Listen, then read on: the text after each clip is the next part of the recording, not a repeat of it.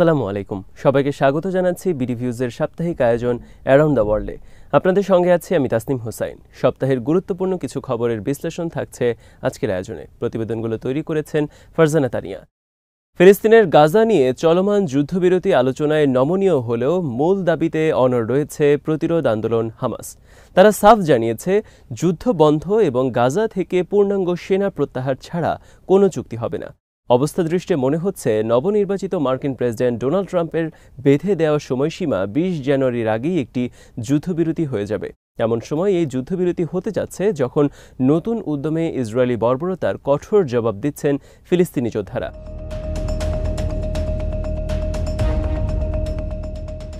এই সপ্তাহে গাজার যোদ্ধাদের নৈপুণ্য আন্তর্জাতিক সংবাদ মাধ্যমে বেশ ফলাও করে প্রকাশিত হয়েছে। সপ্তাহের শেষ পর্যন্ত টানা ১৩ দিনের মতো ইসরায়েলে রকেট হামলা চালিয়েছেন গাজার যোদ্ধারা। উপত্যকাটিতে ইসরায়েলি সেনাদের আশ্রয় নেয়া বহু ভবন উড়িয়ে দিয়েছেন তারা। তীব্র লড়াইয়ে আরও বেশ কয়েকজন ইসরায়েলি সেনার লাশ পড়েছে। ধ্বংস হয়েছে বেশ কয়েকটি যুদ্ধযান, পুড়েছে কয়েকটি কমান্ড সেন্টারও। যুদ্ধক্ষেত্রে প্রতিরোধ যোদ্ধাদের বীরত্ব এবং হামলার সময় দখলদার সেনাদের পালানোর একাধিক ঘটনার খবর দিয়েছে কয়েকটি সংবাদ মাধ্যম।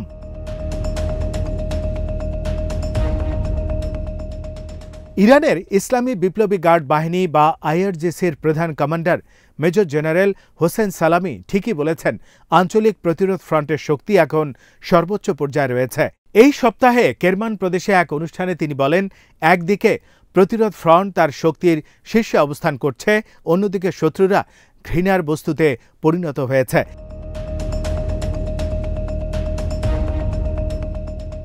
হিজবুল্লাহ মহাসচিব শেখ নাইম কাসেম এই সপ্তাহে বলেছেন, হিজবুল্লাহর সামরিক শক্তির সঙ্গে না পেরে উঠেই গত মাসে ইসরায়েল লেবাননে যুদ্ধবিরতি প্রতিষ্ঠার আবেদন জানিয়েছিল।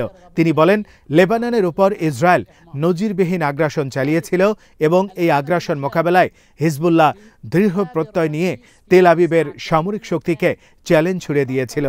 ইরানের কুদস ফোর্সের সাবেক কমান্ডার লেফটেন্যান্ট জেনারেল কাসেম সোলাইমানির পঞ্চম মৃত্যুবার্ষিকীতে দেয়া টেলিভিশন ভাষণে হিজবুল্লাহ প্রধান বলেন, লেবানন থেকে ইসরায়েলি সেনা প্রত্যাহারের জন্য ৬০ দিনের যে সময়সীমা নির্ধারিত হয়েছে তার মধ্যে হোক কিংবা পরে সংগঠন সঠিক মনে করলে তাদের যোদ্ধারা আবার দখলদারদের বিরুদ্ধে হামলা শুরু করবেন।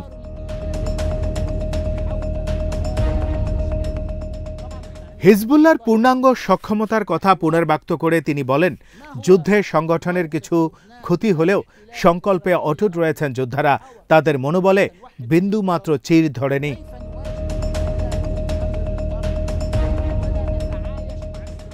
ইসরায়েলের বিরুদ্ধে কঠোর হুঁশিয়ারি দিয়েছে হামাসের আল কাসাম ব্রিগেডস। তারা বলেছেন, ফিলিস্তিনের বিরুদ্ধে আগ্রাসনের মূল্য ইসরায়েল সরকারকে রক্তের মাধ্যমেই পরিশোধ করতে হবে।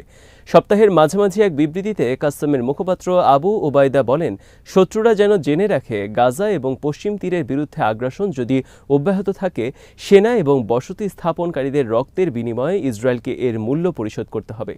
অধিকৃত পশ্চিম তীরে এক শুটিং অপারেশনে ৩ ইহুদি বসতি স্থাপনকারী নিহত হওয়ার ঘটনার প্রশংসা করে তিনি বলেন, গাজার যোদ্ধারা সাহসী বীর, তারা প্রতিরোধ সংগ্রামের প্রতি তাদের অঙ্গীকার পালন করে চলেছেন।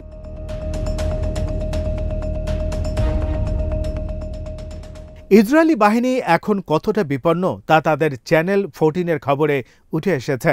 সম্প্রতি ইসরায়েলি সেনা ঘাঁটিতে ঢুকে পড়া ফিলিস্তিনিদের সঙ্গে লড়াই করার পরিবর্তে ইসরায়েলি সেনারা ঘাঁটির কক্ষগুলোতে লুকিয়েছিলেন, এমন একটা ঘটনার খবর দিয়েছে সম্প্রচার মাধ্যমটি। চ্যানেলটি বলেছে, অধিকৃত জেরুজালেমের সেন্ট্রাল কমান্ড মিলিটারি বেইজে ঢুকে পড়া ৮ ফিলিস্তিনির একটি গ্রুপের মধ্যে মাত্র ২ জনকে আটক করেছেন সেনারা। এই ঘটনায় প্রচণ্ড ঘরোয়া চাপের মধ্যে পড়েছে ইসরায়েলি বাহিনী। ঘটনার তদন্ত চলছে বলে জানিয়েছে চ্যানেলটি।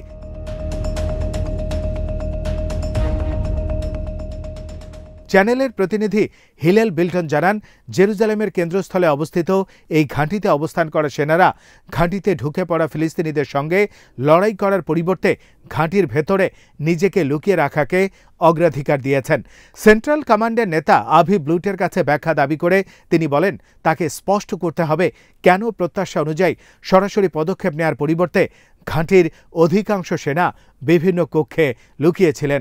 তিনি বলেন, সেই ৭ই অক্টোবর ইসরায়েলি বাহিনীকে এখনও তাড়া করছে। যেদিন কাপুরুষতা ও অপর্যাপ্ত প্রতিক্রিয়ার মাধ্যমে ইসরায়েলি বাহিনীর চরম আস্থাহীনতা প্রকাশিত হয়েছিল।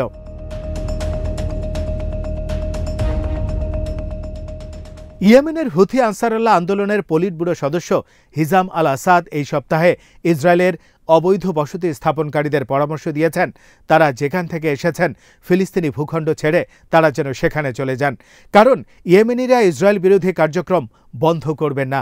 এক্স পোস্টে তিনি বলেন, যারা আরামে ঘুমাতে চান তাদেরকে সাইপ্রাস অথবা নিজ দেশে চলে যেতে হবে। তিনি জোর দিয়ে বলেন, ইসরায়েল সরকার যতদিন গাজা উপত্যকায় গণহত্যা চালিয়ে যাবে ততদিন আমরা ইসরায়েলের বিরুদ্ধে হামলা চালিয়ে যাব। আমরা গাজাকে একা ছেড়ে দেব না।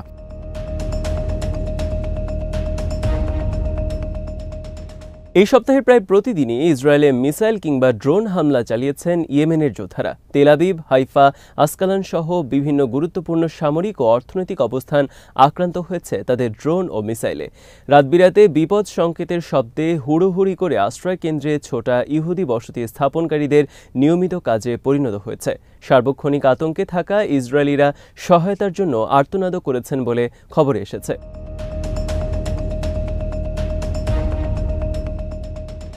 গাজায় বন্দী এক ইহুদি তরুণীর আর্তনাদের ভিডিও ইসরায়েলিদের সেই আতঙ্ককে বহুগুণ বাড়িয়ে দিয়েছে।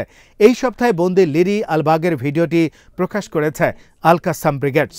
ভিডিওতে তিনি বন্দী মুক্তি নিশ্চিত করতে ব্যর্থতার জন্য ইসরায়েলি সরকারের কঠোর সমালোচনা করেছেন। গাজায় তার যন্ত্রণার কথা জানিয়েছেন এবং চলমান বোমা বর্ষণ ও সামরিক অভিযানের নিন্দা জানিয়ে নিজের মুক্তির আহ্বান জানিয়েছেন।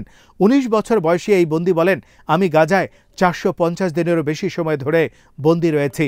পুরো জীবন আমার সামনে, তবু এখানেই সব থেমে গেছে। পুরো বিশ্ব নতুন বছর উদযাপন করছে আর আমাদের জন্য একাকিত্বে ভরা একটি অন্ধকার বছর শুরু হলো, কারণ আমাদের সরকার এবং সেনাবাহিনীর কাছে আমাদের মুক্তির বিষয়টি তেমন জরুরি নয়। এমনকি বিশ্ব আমাদের ভুলতে শুরু করেছে, আমাদের কষ্টের কথা আর ভাবছে না।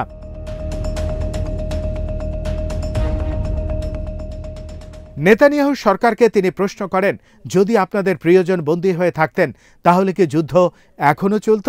আপনারা কি আমাদের মেরে ফেলতে চান?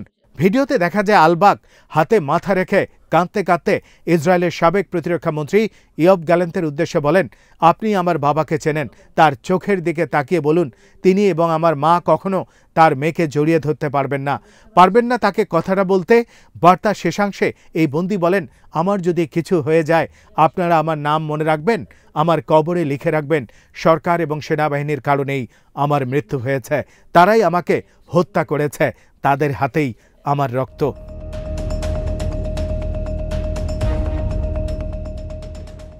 উত্তর গাজা থেকে ফিলিস্তিনিদের বাস্তুচ্যুত করার পরিকল্পনার মাস্টারমাইন্ড ইসরায়েলের অবসরপ্রাপ্ত জেনারেল গিওরা এইল্যান্ড মনে করছেন, অবরুদ্ধ উপত্যকায় হামাসের শাসনের অবসান ঘটাতে সামরিক পদক্ষেপ কোনো সমাধান নয়। সপ্তাহের শেষের দিকে ইসরায়েলের রেডিও 94 FM-কে তিনি বলেন, এখন সব বন্দীকে ফেরানোর বিনিময়ে ইসরায়েলকে অবশ্যই যুদ্ধের ইতি টানার আগ্রহের কথা ঘোষণা করা উচিত।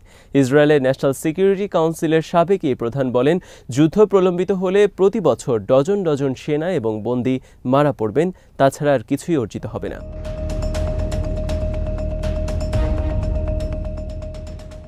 গাজা যুদ্ধে ব্যর্থতার দায় নিয়ে ইসরায়েলের এক শীর্ষ গোয়েন্দা কর্মকর্তা পদত্যাগ করেছেন।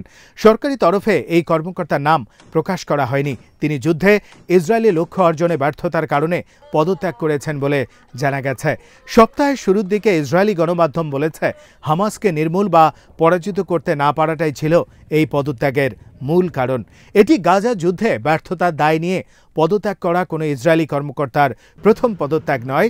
গত কয়েক মাসে আরও কয়েকজন শীর্ষ কর্মকর্তা একই কারণে পদত্যাগ করেছেন।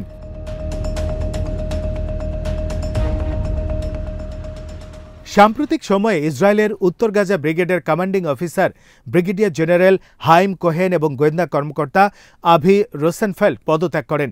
খবরে বলা হয়, 1 বছরের বেশি সময় ধরে চলা ইসরায়েলের গণহত্যামূলক আগ্রাসনে প্রায় 46,000 নিরীহ ফিলিস্তিনি নিহত হলেও গাজায় হামাস এবং অন্য প্রতিরোধ গোষ্ঠীগুলো এখনও পুরোদমে সক্রিয় রয়েছে।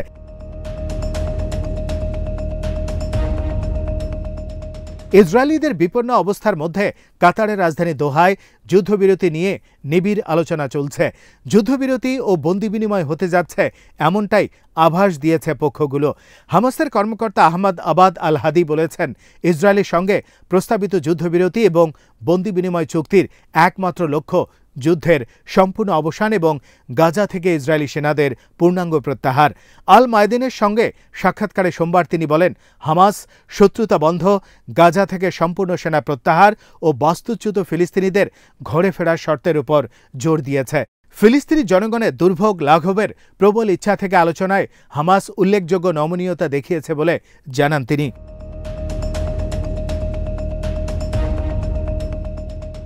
চুক্তির পর গাজা শাসনের বিষয়ে আবাদ আল হাদি স্পষ্ট করেন, গাজার বাসিন্দাদের সম্মতিক্রমে একটি ফিলিস্তিনি বেসামরিক বডি উপত্যকার শাসন, সীমান্ত ক্রসিং পরিচালনা, ত্রাণ, পুনর্গঠন ও পুনর্বাসনের কাজ করবে। আল হাদি মন্তব্য করেন, বল এখন নেতানিয়াহুর কোর্টে, কারণ সব শর্তে মধ্যস্থতাকারীদের ঐক্যমত এসেছে। এখন চুক্তি করবেন নাকি করবেন না এটি তার উপর নির্ভর করছে। সেনা প্রত্যাহার বাস্তবায়ন নিশ্চিত করতে হামাস স্পষ্ট ম্যাপের অনুরোধ জানিয়েছে উল্লেখ করে তিনি বলেন, প্রস্তাবিত চুক্তিটি সম্পূর্ণ এবং কোনোভাবেই আংশিক নয়, যার লক্ষ্য আগ্রাসন শেষ করা এবং ইসরায়েলি সেনাদের সম্পূর্ণ প্রত্যাহার নিশ্চিত করা।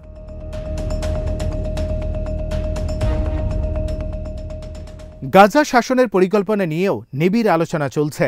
হামাসের সিনিয়র নেতা ওসামা হামাদান মঙ্গলবার এক বিবৃতিতে বলেছেন, তারা গাজা উপত্যকায় একটি জাতীয় ঐক্যমত্য সরকার গঠন করতে চায়। কাতারের রাজধানী দোহায় গাজায় যুদ্ধবিরতি নিয়ে পরোক্ষ আলোচনার নতুন দফা শুরু হয়েছে বলেও জানান হামাসের ওই পলিট ব্যুরো সদস্য। হামদান বলেন, আমরা চাই ফিলিস্তিনি জনগণ তাদের নেতৃত্ব বাছাইয়ের সিদ্ধান্ত নেওয়ার আগ পর্যন্ত এই ক্রান্তিকালীন সময়ে ফিলিস্তিনি বিষয়গুলো পরিচালনার জন্য একটি জাতীয় ঐক্যমত্য সরকার গেটওয়ে হিসেবে কাজ করবে।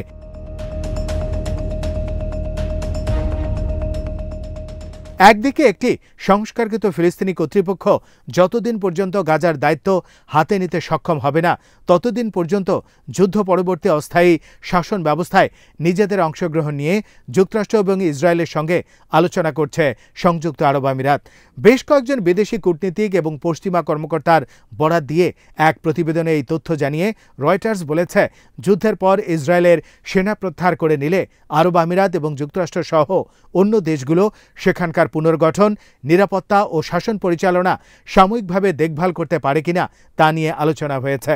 সূত্রের খবরে বলা হয়, এই নেপথ্য আলোচনার মাধ্যমে আবুধাবি চাচ্ছে একটি স্বাধীন ফিলিস্তিন রাষ্ট্রের অধীনে সংশোধিত একটি ফিলিস্তিনি কর্তৃপক্ষ গাজা, পশ্চিম তীর ও পূর্ব জেরুজালেম শাসন করুক। সার্বিক দৃশ্যপট বিবেচনায় মনে হচ্ছে যুদ্ধবিরতির পথেই এগুচ্ছে গাজা উপত্যকা। যে পরিকল্পনা নিয়ে সেখানে বর্বরতা শুরু করেছিল ইসরায়েল, তা চূড়ান্তভাবে ব্যর্থ হতে যাচ্ছে। এই ব্যর্থতা নিশ্চিত করতে নতুন উদ্যমে ইসরায়েলি ডেরায় লাগাতার আঘাত হেনে যাচ্ছেন ফিলিস্তিনি ও ইয়েমেনি যোদ্ধারা।